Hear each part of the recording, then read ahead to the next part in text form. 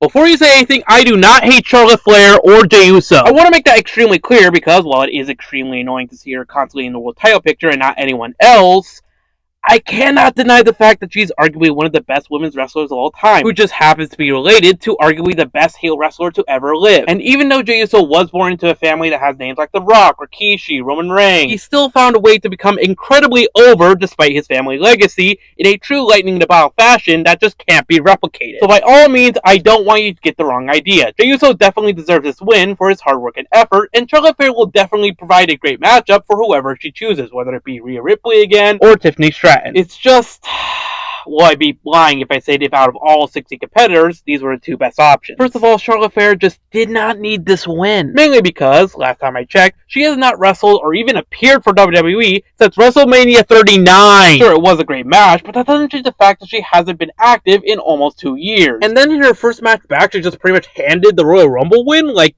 what? Like, it's nothing towards Charlotte herself, it's just you cannot convince me that she deserves this win more than, oh, I don't know, Io Sky, since you've been teasing a match between her and Rhea Ripley for literal months. Jordynne Grace, you know, your newest signee. Or hell, even Nia freaking Jax, because she actually has a reason to face Tiffany Stratton.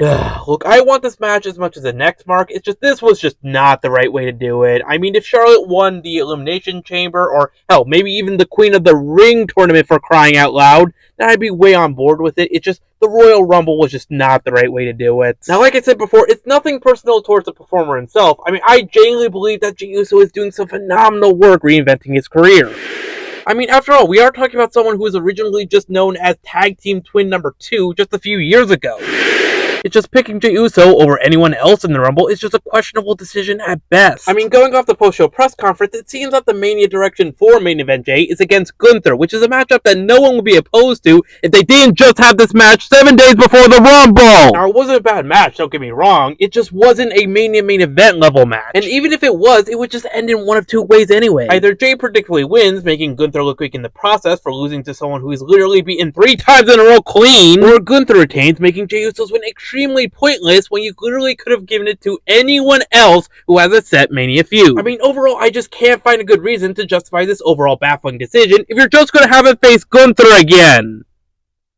Unless he chooses Cody. Now, hear me out for a second. Assuming the rumors are true and The Rock genuinely can't make Mania, then Cody would need a suitable replacement feud, and, well, the current story that they're telling with him is that of a champion slowly going mad. A champion who genuinely believes that his closest friends will one day stab him in the back just for a chance at his title, mainly because, well, his best friend Kevin Owens literally stabbed him in the back just for a chance at his title. But logically, the only direction for that type of story is a eventual Cody Rhodes heel turn.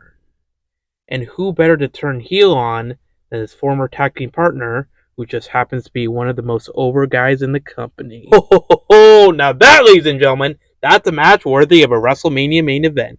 And if that's a true Mania direction for Main Event Jey, then by all means, let Triple H cook. Well, except for the whole Charlotte Flair thing. I mean, look, I'm genuinely sorry about the whole Andrade divorce thing that apparently happened, but, this was just flat out unnecessary.